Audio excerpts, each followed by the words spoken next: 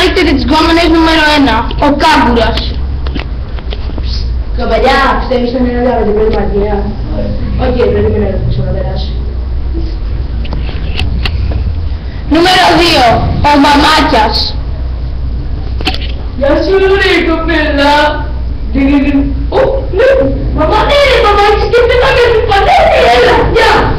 Όχι, έφυγε. Έγινε τι. Τρίτο, ο Σπασίκλας. Έχεις το ωραία μαλλιά. Δεν τα δουλεύω μαθηματικά.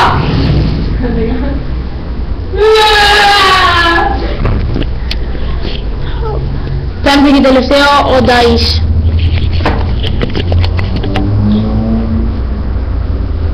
Πού πέρασε το κολλητό μου? Από την δουλειά μου.